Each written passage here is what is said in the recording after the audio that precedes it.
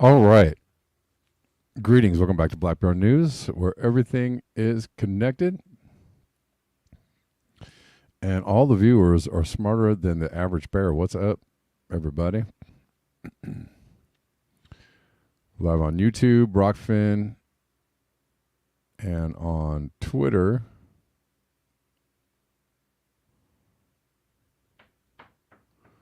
We own the Twitter. What's going on? Bella, Aaron, going south. Good to see you all. Thanks for tuning in. Thanks for hanging out. What's up? Well, another day in the weird, wacky world of climate issues, weather, and extreme weather.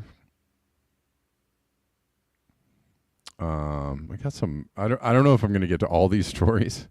Denver dropped a bunch of things on me on Friday. We'll get to at least one of them, but a few interesting little articles here. Anyways, we're going to get into it, and we're going to talk about it. Let's go.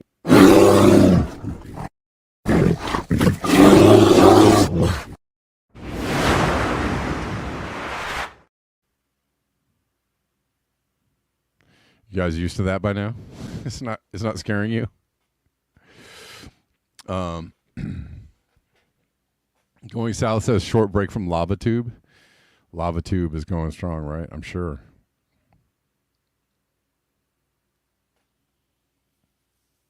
Speaking of Lava Tube, it's warm. It is hot, y'all. It's starting to cook. It's starting to cook up in here. If you're on Twitter and you're watching, you know what to do.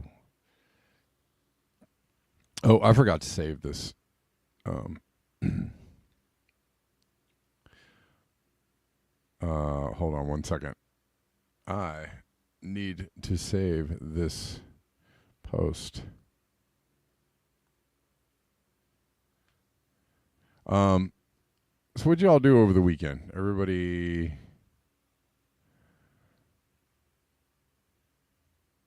Did you guys... did everybody get more poor over the weekend? Or less poor? I feel like people are getting poor right now. I think that's like a thing that people are involved with. Is it just me? I don't know.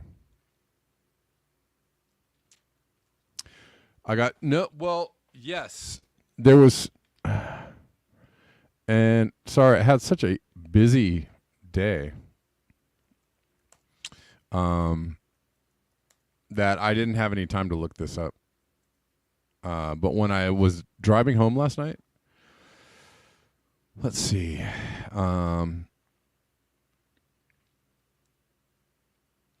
Yeah, it looks like LA, Ventura counties have some wildfires going on. Yes. Um, near Gorman. Do you know where Gorman is? Certainly poor. Gene says I planted corn and hoed the bean fields. Yes, that's what I like to hear. Yeah, when I was on my way home uh, last night, it was a very orange brown haze in the air off in the to the west, and I was like, what is that? What am I breathing in? What's going on over there? And I deduced correctly that there was um, a fire going on, because that's what fires look like. Generally, there's like a brownish orange kind of glow in the air if there's a fire going on. Double confirmed when I woke up this morning, and there was ash all over my car. Like a good coating of ash, so it wasn't too far off. What's up, old as dirt? Yeah, I had a pretty good Father's Day weekend, yes. Cannot complain. It was pretty cool. I ate myself silly, which I really like food. It's one of the few things I indulge in life.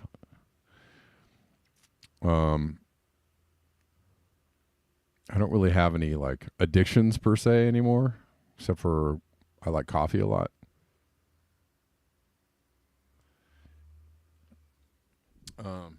Mostly it's like coffee and food, and I don't even really indulge in food all that much, but I had some good dinners. Got some cool gifts from my kids, and it was good. Pretty mellow, but also eventful at the same time.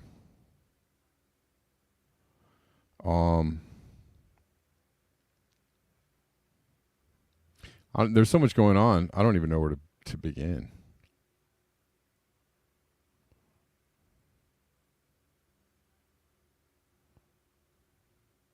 Where do we begin? Well, start at the beginning. Let's see.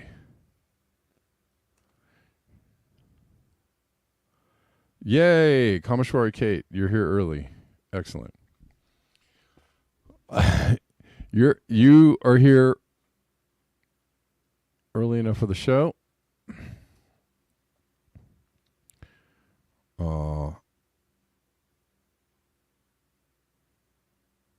And everybody else is late, I guess.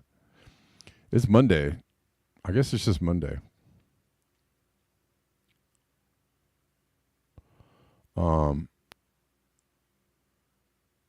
Well, we're just gonna go through some things.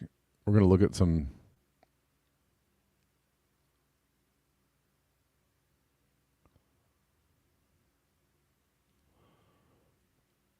few items. A severe thunderstorm created a river of hail in a parking lot outside of Vancouver on Sunday. Severe thunderstorm. It wasn't much, just a severe thunderstorm. Again.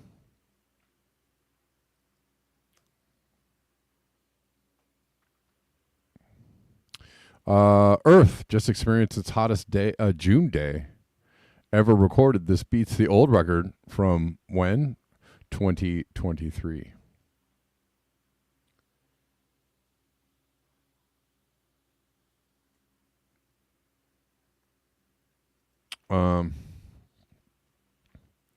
If you were wondering, for all the people that were like, well, we got lots of rain in those atmospheric rivers, and we got lots of snowpack in those atmospheric rivers,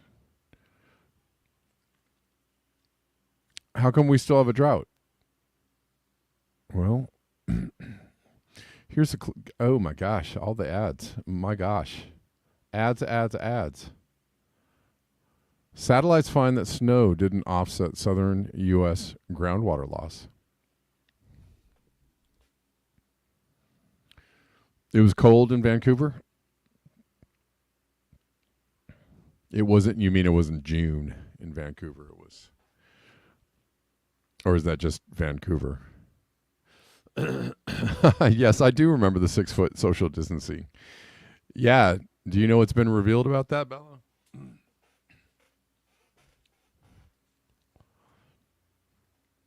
How friggin' cold was it, Kameshwari Kate? Satellites find that snow didn't offset southern U.S. groundwater loss. Record snowfall in recent years has not been enough to offset long-term drying conditions and increasing groundwater demands in the U.S. Southwest, according to a new analysis of NASA satellite data. Well, I mean, think of it. Groundwater is not something that's just replenished, overnight, or one big rain and everything's full again. Groundwater, takes a while to deplete, and it takes even longer. Bella says it's the maximum distance you can be from a person and exchange money. Very good. I guess that makes sense, right? That just fits incredibly logically.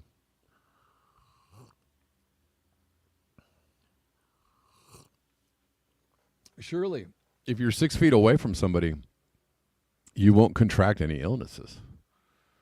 I mean, that's just logic.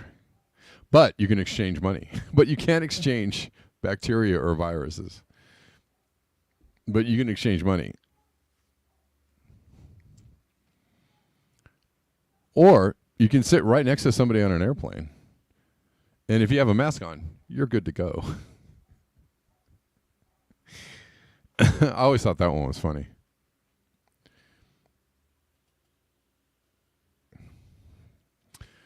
But don't forget to wear your mask in the car, because you never know when you might drive through a cloud of viruses and they might just come in through the vents and get you. All right. Sorry if I'm hurting anybody's feelings or offending anybody. But these are comedy jokes.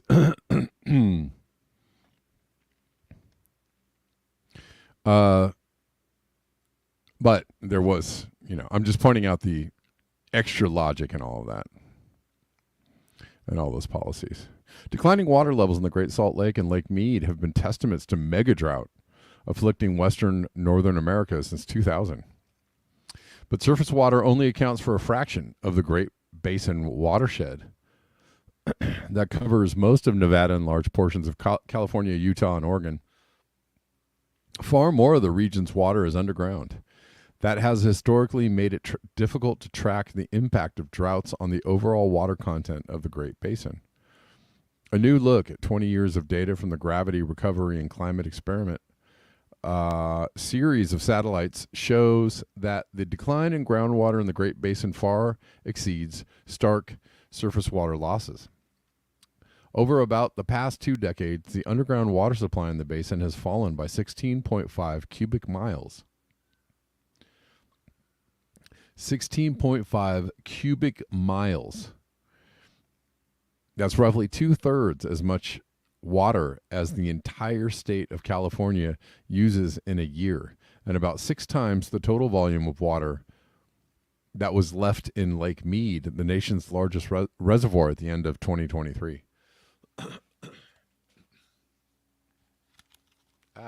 Sorry. Struggling. While new maps show seasonal rise in water each spring due to melting snow from higher elevations, University of Maryland earth scientist Dorothy Hall said occasional snowy winters are unlikely to stop the dramatic water level decline that's been underway in the U.S. Southwest. Doesn't that make sense?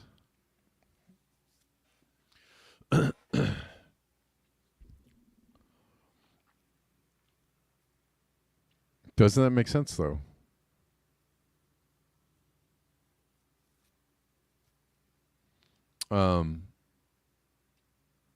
Because you have, one effect or one thing that's going on over the long term, which is higher temperatures, less water, more drought. You also have rising populations. You also have rising water consumption, right? All of these things.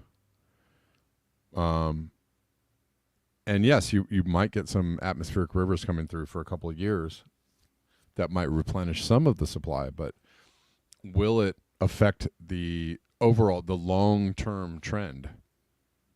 Probably not if the long-term trend keeps going in the same direction, which is higher temperatures.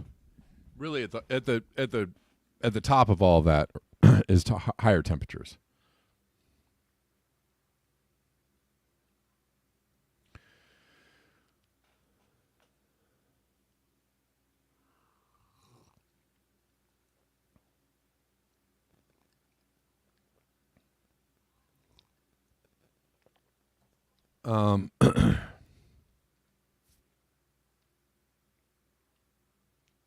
John Glad says, I don't think there is a farmer that irrigates with groundwater that is sustainable. Probably not.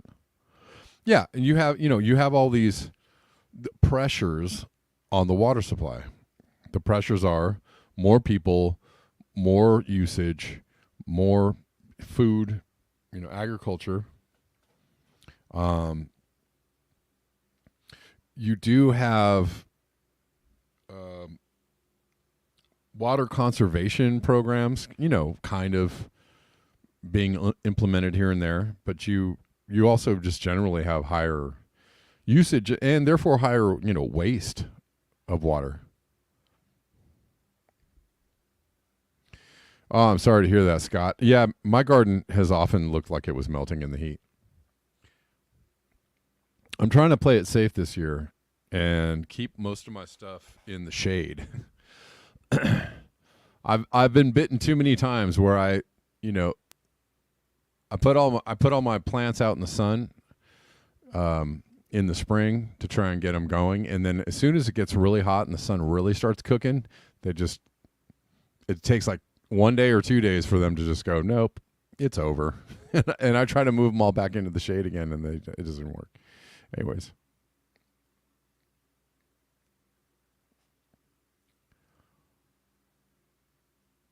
Shade cloth, yes.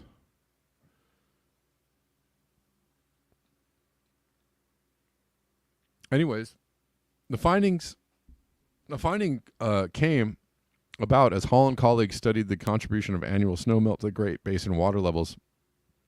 In years like the 2022-23 winter, I expected that the record amount of snowfall would really help to replenish the groundwater supply, but overall the decline continued.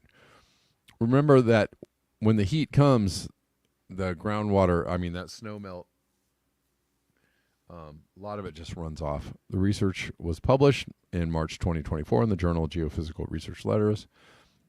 Major reason for the decline is the upstream water diversion for agriculture and households, Hall said. Populations in the states that rely on Great Basin water supplies have grown by 6% to 18% since 2010. That's pretty big growth in such a short time. According to the U.S. Census Bureau, as the population increases, so does water use. Logical. Runoff, increased evaporation, water needs of plants suffering hot, dry conditions in the region are amplifying the problem. With the ongoing threat of drought, Hall said, farmers downstream often can't get enough water. While measurements of the water table in the Great Basin, including the depths required to connect wells to depleted aquifers, have hinted at declining groundwater, data from the joint German DLR NASA GRACE missions provide a clearer picture of the total loss of water supply in the region. GRACE-based maps of fluctuating water levels have improved recently as the team has learned to parse more and finer details from the data set. The diminishing water supplies of the U.S. Southwest could have consequences for both humans and wildlife, Hall said. In addition to affecting municipal water supplies and limiting agricultural irrigation, it exposes the lake beds, which often harbor toxic minerals from agricultural runoff, waste, and anything else that ends up in the lakes. So there you go.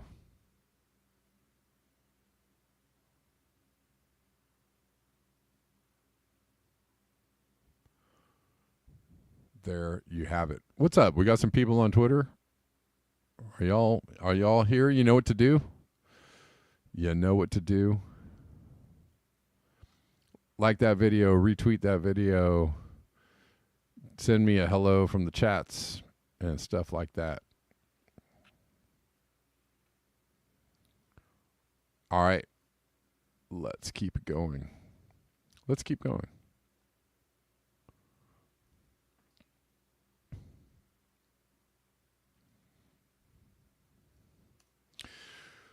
There's a lot more articles to cover today.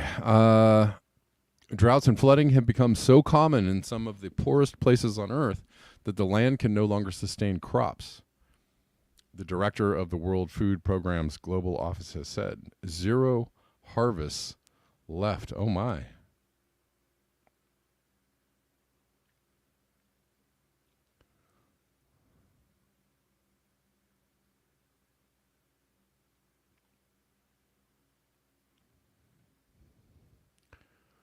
Droughts and flooding have become so common in some of the poorest places on Earth that land can no longer sustain crops. Martin Frick told the BBC, he's the director of World Food Programme's global office, that some of the most deprived areas had now reached a tipping point of having 0 harvest left as extreme weather was pushing already degraded land beyond use. He is not making this up. We see the extreme weather all the time, right? It's got to have an effect. Not just on people and, their cars floating away, or people and people floating away, but also the food floats away. The soil floats away.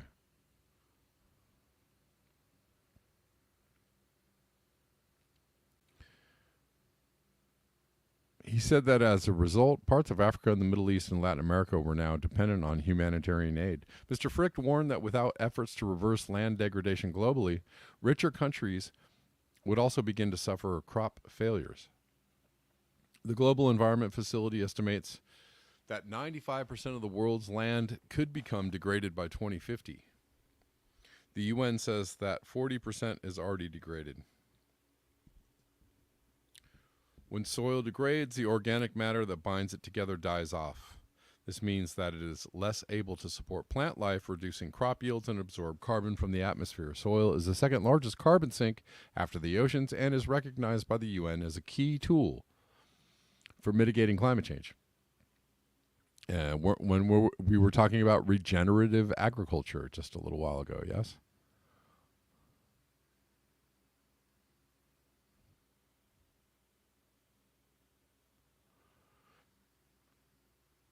There's too much carbon in the air and too little carbon in the soils, Mr. Frick said. With every inch of soil that you're growing, you're removing enormous amounts of carbon out of the atmosphere. So healthy soils, carbon-rich soils, are a prerequisite to fixing climate change. Scientists say many extreme weather events are becoming more frequent and intense as a result of climate change.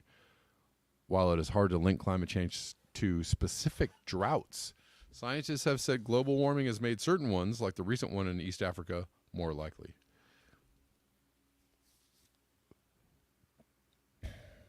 Meanwhile, flash floods in Afghanistan earlier this year are estimated to have destroyed 25,000 hectares of land already considered highly degraded. Environmentalists expect that as soil degrades, fallen crops will strain global food supplies and increase migration from affected areas. It's going to be a disaster for human beings. Bravina Sridhar, chief science officer of environmental group Save Soil, said it's going to be like Mad Max. She added, there will be no humanity, there will be no charity, there will be no fairness. The only thing that lets you be will be survival. Wow. That's pretty intense. Mr. Frick said that as a father of 3, he was not a fan of doomsday scenarios.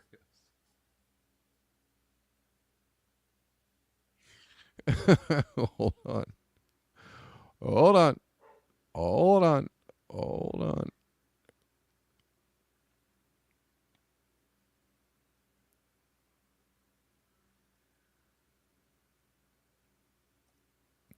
Mr. Frick. Hold on. Nope. Mr. Frick said he's not a fan of doomsday scenarios.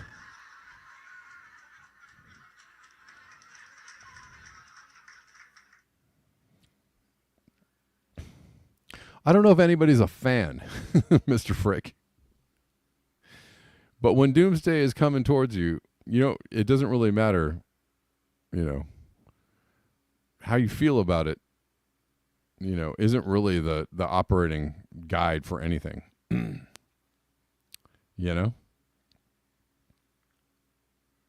Shani, you showed up hangry? What's up with that? You need a snack? I mean, yeah, who is a fan of doomsday scenarios? I guess some people could be fans. I guess some people could be excited by doomsday. You don't know.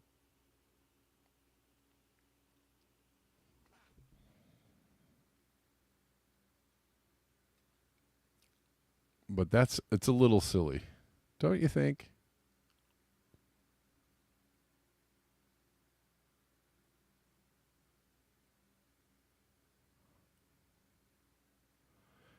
I want to keep on going. Well, I mean, that's a pretty so I actually like that she said this. The only thing that lets you be will be survival. There will be no humanity, there will be no charity, there will be no fairness. Well, yeah. All of those things are constructs that humans have created that only last while we have some kind of like organized civilization. And if you don't have that, then all the ideas of fairness or charity or or human rights or whatever it might be, they don't exist anymore. They don't. I'm sorry to say this, but they don't really exist anyways. They are constructs. There are things that they're good ideas. I'm not saying that they shouldn't exist. I'm not saying that they're good ideas that people should strive to achieve. But they are at the core constructs that depend on everybody, everything functioning and everybody playing nice for them to exist, right? And when things don't function, people stop playing nice. And the survival thing kicks in, and then there's no oh, you hurt my feelings or whatever, like.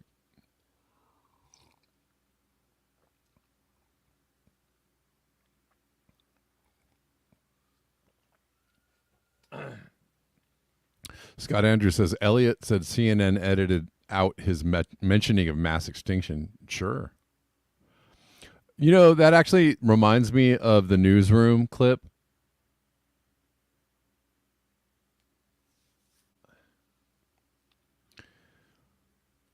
You know which one I'm talking about. Shutting the car off 20 years ago. You know that clip? That clip would never, ever, it only aired on TV because it was fiction. And, on some levels it's cool that it made it into a show, like a fictional portrayal of a news show.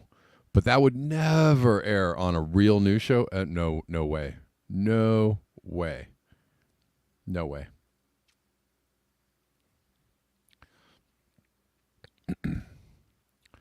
Nah, they no. It wouldn't even. I mean, most of that would be cut out. Most of that interview wouldn't even be aired, if not the whole thing, because, yeah.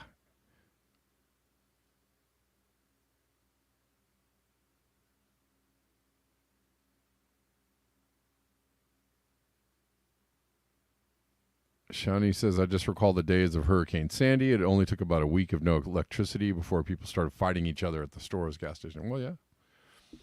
Or even look at COVID. Like, for the most part, people, kind of behave themselves, but there are lots of videos of people losing their shit at the stores trying to get toilet, right? There are lots of people, people doing real shady things, because they thought they weren't going to be able to have access to food for very long. Anyways.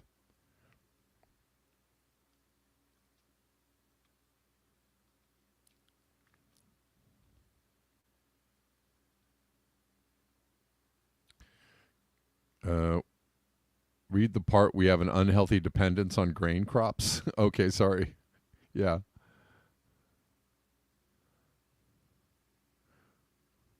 The food agency chief said there was currently an unhealthy dependence on crops. What? An unhealthy dependence on crops. Hold on. Such as wheat, maize, and rice in the few nations that are large-scale exporters of them, creating food shortages that particularly affect the developing world when those nations' harvests are interrupted. Huh. That's a weird... do you find that to be a weird paragraph?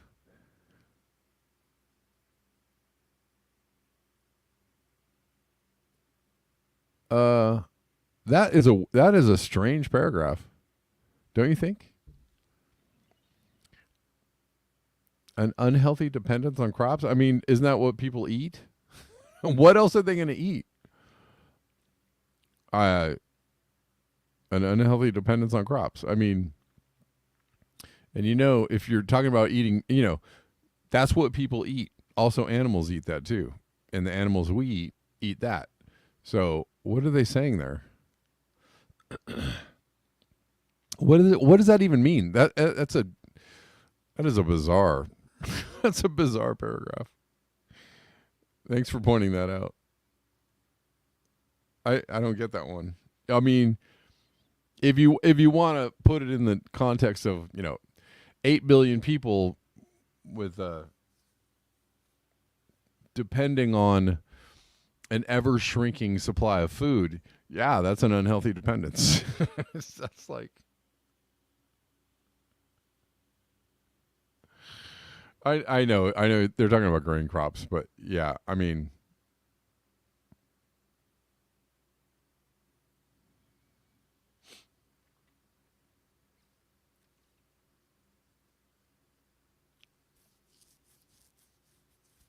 we have an unhealthy reliance on food. Yes. Tick burgers? Ew. Yuck.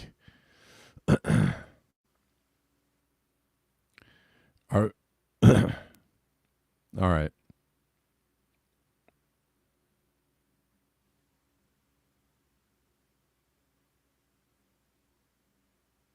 How many harvests you have left is largely a function of how we get our food production in tune with the realities of this planet. Ooh.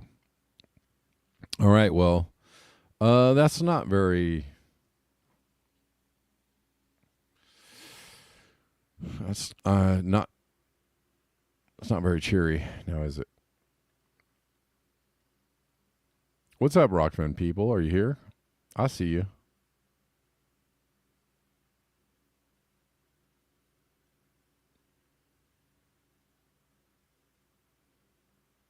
Oh, did they? Fauci had his scientific titles stripped? Is that real? Is that? I didn't even hear that. Hold on. I mean, I'm not really going to talk about it right now,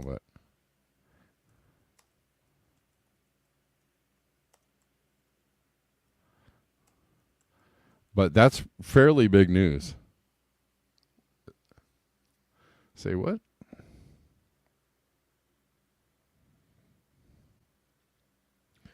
It doesn't look good for Fauci now, does it?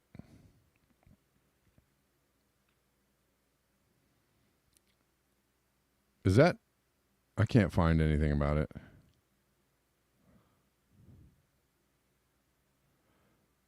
If you have something about that, please send it to me.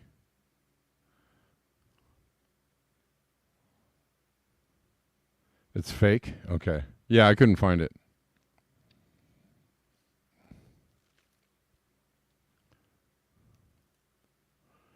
Although, I mean, you know.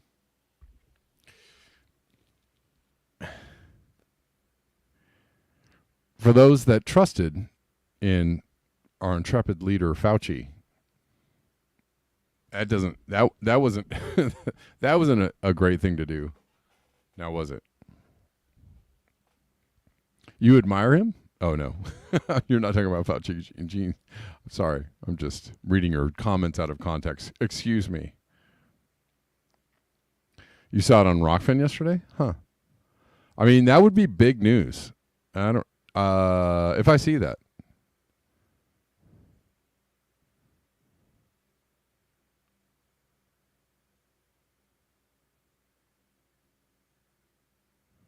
If I see that, I would like to see that. I don't know. Anyways, let's keep it going.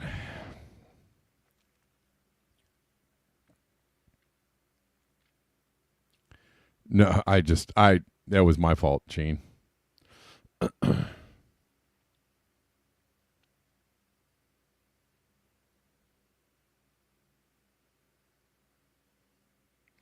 All right, let's keep going.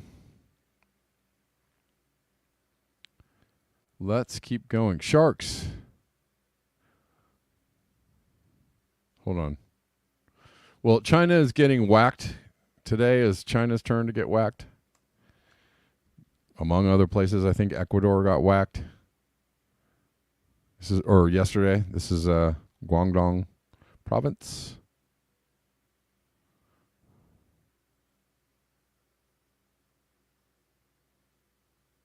I saw that. Scott Andrews. Yes. Ooh, so much to talk about, but I think I want to talk about it on a different show. I don't know when that's going to be, but I'll let you know. Just not on this show. I do want to talk about that. All very interesting. Did you see that a Southwest Airlines flight almost hit the water due to what? Extreme weather. Let's see. Oh, not the Epoch Times. How about the Independent? Southwest Airlines plane comes to within 400 feet of slamming. I'm on the wrong. Slamming into the ocean near Hawaii.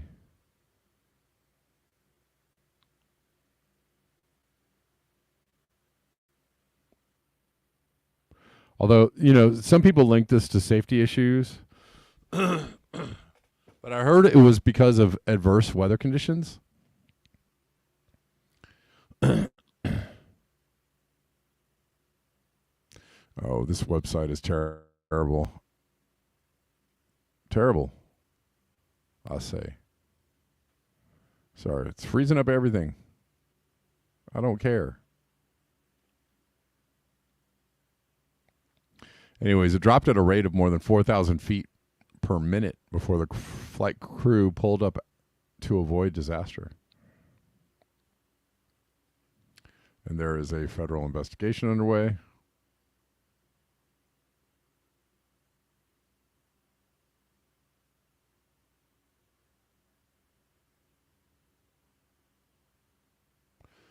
Okay, let's talk about sharks before it gets too late. I mean, I already read through this. There isn't it's just the basic overview is contained in the headline. Or the basic information. Sharks have depleted functional diversity compared to the last 66 million years. And it's been going downhill for the last 20 million years. So they've been on decline. Diversity peaked about 20 million years ago in the Miocene epoch. They found that after the peak, the extent of shark ecological functions has been steadily declining for the past 10 million years, with present-day shark functional diversity being lower than at any point in the last 66 million years. I'm sure, the rise of humans and the depletion of the oceans doesn't help.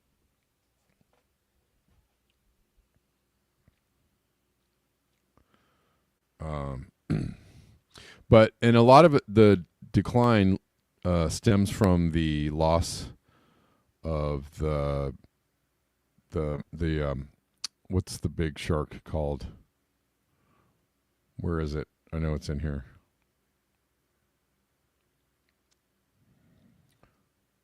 Is it the megalodon or whatever?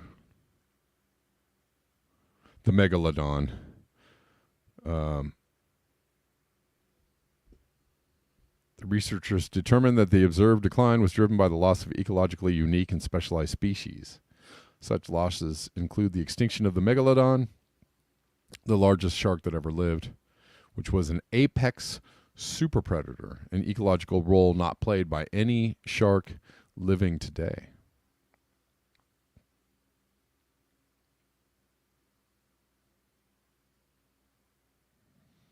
So there you go.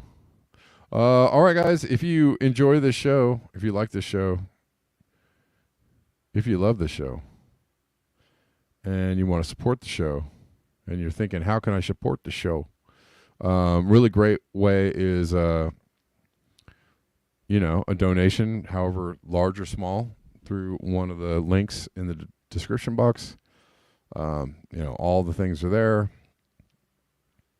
Cash App, PayPal, Zelle, Patreon.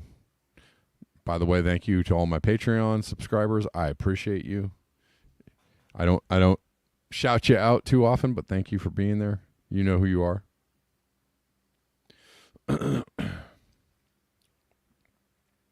Anyways,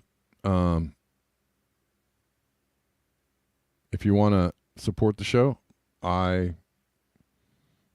would really appreciate you. And to those that already support the show, you know who you are.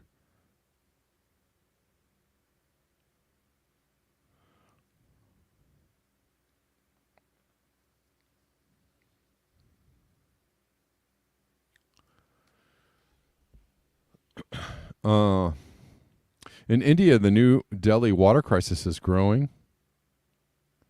Record heat waves are devastating the region's water resources, and the public is starting to protest in places. This is only going to get worse over the coming years. They're smashing their water jugs on the window.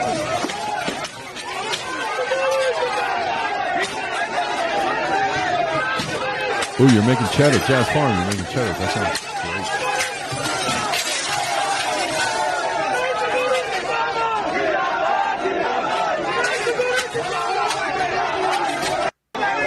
Do you sell the cheddar, Jazz Farm?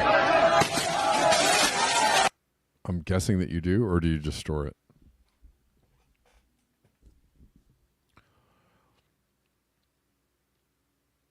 As long as it's a dry heat, you're good.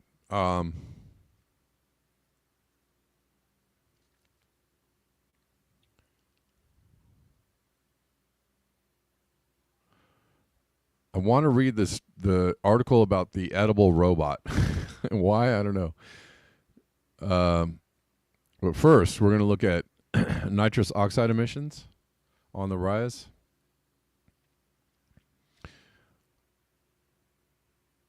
Twitter people, are you here? Hello? Hello? Twitter people, hello. Give us a like, a thumbs up, a repost, a comment, something. Let me see you're listening. All right. NO2 emissions have gone up 40% in the last 4 decades, far exceeding IPCC predictions. Let's look at this, because this is important. Hold on, that's not what I want to look at. I want to look at this. Also from phys.org.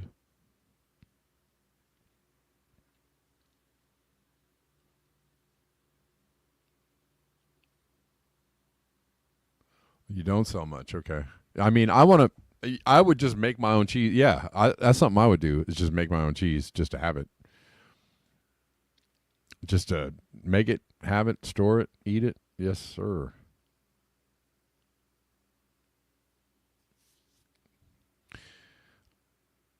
Let's look at this.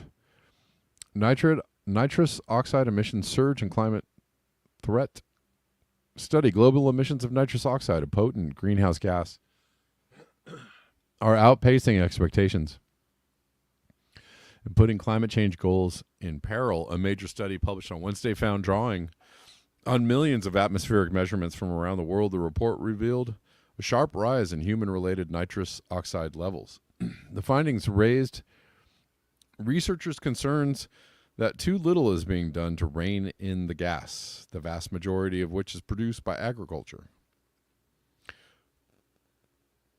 And we have an unhealthy we have an unhealthy dependence on agriculture, apparently.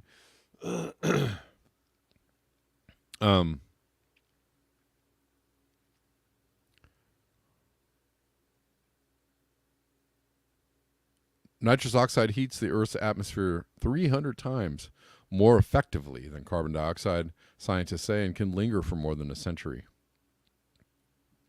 Emissions soared 40% in the 4 decades to 2020, said the global nitrous oxide budget, which relied on the expertise of 58 international researchers. As a result, levels of the gas in the atmosphere climbed to 336 parts per billion in 2022, a 25% increase over pre-industrialized levels. The surge was far greater than previous predictions by the UN panel of climate scientists. The IPCC said the report's lead author, Han Kin Tian from Boston College.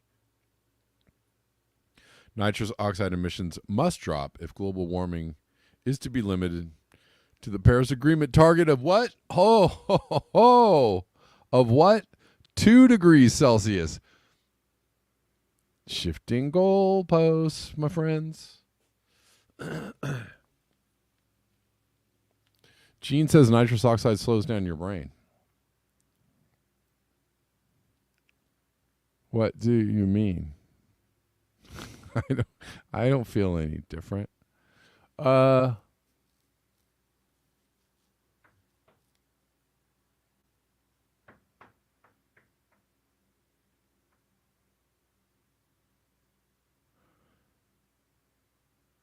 Let's see. The Paris Agreement, the target is 2 degrees.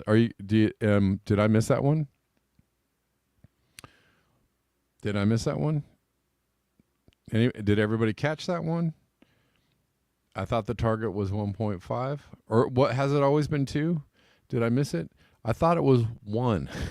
Originally it was 1. No? Okay.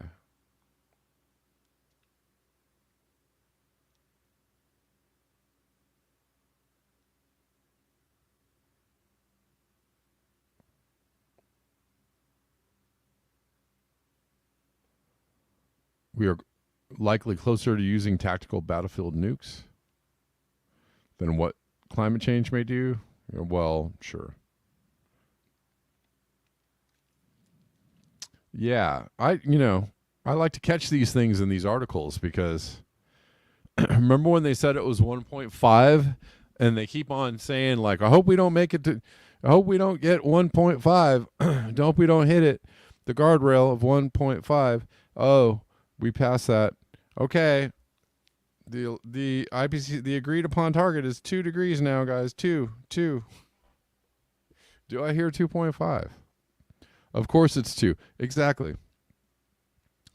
I was waiting to see what they were going to do. The people, the consensus people. I was waiting to see what they were going to do about the fact that we had already passed 1.5, and they just went, well, the agreed upon target is 2. Of course it is, and we'll probably hit that about 2067. So we're fine.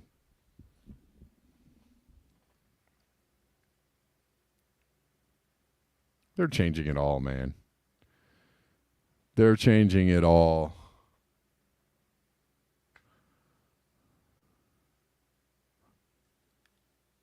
Nitrous oxide or laughing gas is one of the three key greenhouse gases, along with carbon dioxide and methane, that contribute to human-driven climate change. It also pollutes the soil, water, and air, depletes the ozone layer. Ho ho, that too.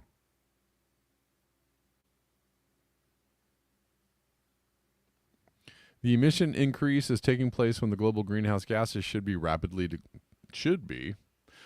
declining towards net zero emissions if we have any chances to avoid the worst effects of climate change, said Tian.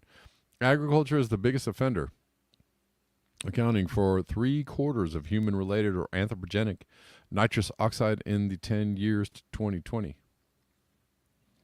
Other culprits were fossil fuels, waste water, and biomass burning. Don't forget that biomass burning is supposed to be what? A renewable energy source.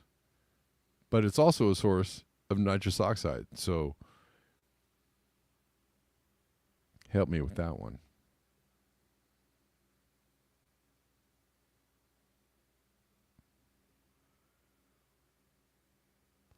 Help me out with that one. In the 4 decades to 2020, agricultural emissions of the gas surged 67%, it found, with most of the blame placed on nitrogen-based fertilizers and animal waste. While global policies are in place to curb other greenhouse gases, nitrous oxide emissions are climbing virtually unchecked, said Pep Canadell. Pep Canadell, co-leader of the study. We need to be more aggressive with nitrous oxide. We have no policies anywhere, and there are very limited efforts. I mean, aren't they trying to shut down small farmers in Europe? Or any farmers in Europe? Mostly small farmers in Europe. Aren't they trying to do that in order to address nitrous oxide? I think they are trying to do that. So I don't know about that. I don't know about the no policies in place thing. But if global warming is to remain below, not well below, but just below 2C, anthropogenic nitrous oxide emissions need to decline by about 20% by 2050. So I told you we're going to make it to 2C by 2067. So we got to slow everything down by 2050. Are you guys keeping up with that new math? You guys got it? Is it becoming clearer to you?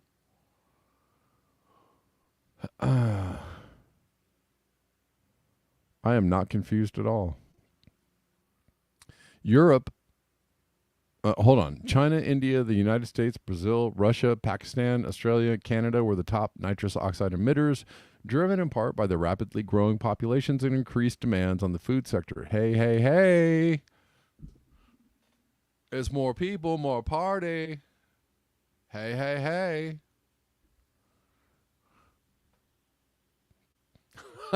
Bella, yes, it does. Of course, 1 × 1 = 2.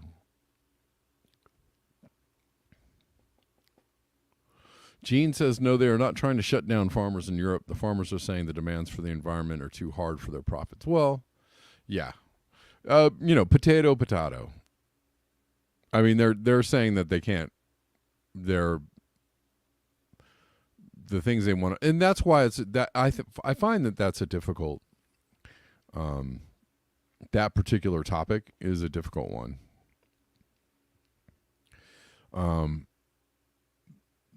That the policies in place would not allow them to continue farming profitably. I mean, not shutting down people coming and chaining up the fences to their properties, but shutting down as in making it not profitable. It's kind of the same thing. But they are trying to put policies in place. They are. And that's the thing that makes it a complicated subject, is because I don't know. On one hand, I agree something should be done. Right? But if you're taking the production of food away from small farmers who can't afford to meet these policies, and shifting all the production to, megacorps who, supposedly can afford these to comply, but are they going to comply if it's only megacorps making the food? Are they going to comply, or are they going to buy all the politicians and in order to not comply? And ding ding ding, I just ding ding dinged my own answer. Ding ding ding. That's what's going to happen.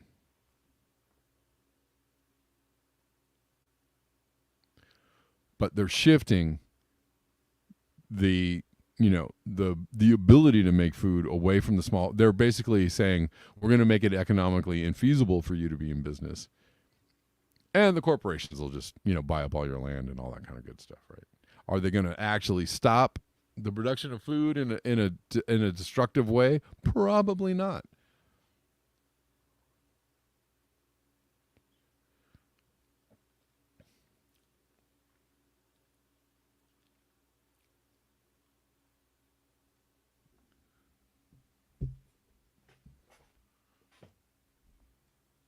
Gene says the news media makes it sound like they want to shut them down, but the farmers I have seen interviewed see the government's point, but say it's not the solution. Well, I mean, it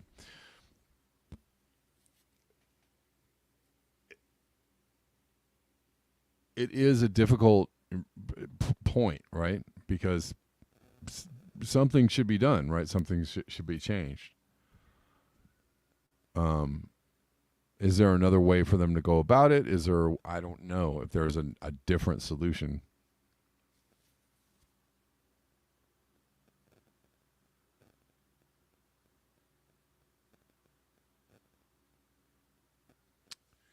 Scott Andrews says farmers aren't getting paid a fair amount because the food industry is rigged to the whole. Yeah, well, and then there's that.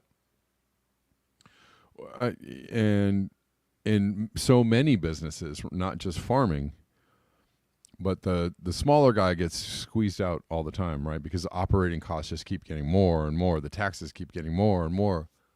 The fees, the regulatory, hoop jumping gets, more expensive and more and more.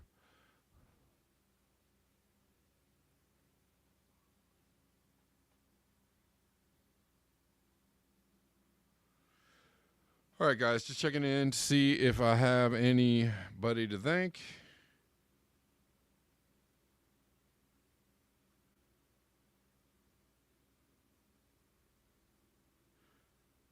Before I leave you all to your own devices.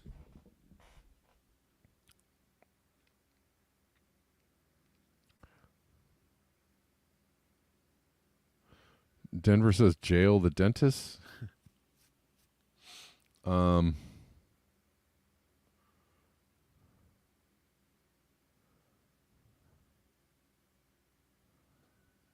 oh, Brenda says she saw the Grand Theft World. Said something about Fauci. Oh, that's interesting. I was watching Grand Theft World. Did I not? Did I? I didn't hear that. I did watch the first hour. I didn't hear that part. I'll have to go back and listen again. Kameshwari says I produce a local food radio show with two farmers. They have so many hoops to jump in relation to logging their water usage that they collect from rainwater, stored water, and river water. Yeah.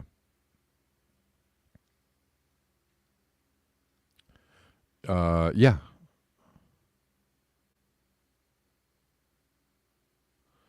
Yeah. It's hard. It's harder for the little guy, and that's why, you have mom and pop, everything, restaurants, stores, businesses going down, going under. It's harder to stay in business, and you have the rise of the conglomerates, the corporations, the huge corporate entities buying up everything, because they have the cash flow, to sustain the losses, but the small businesses can't do it.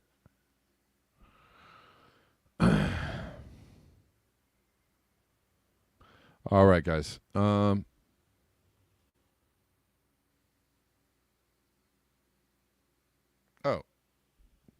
Appreciate you. Kameshwari, you are kind indeed. Got a tip here on PayPal. Generous and kind. Thank you so much. Appreciate you.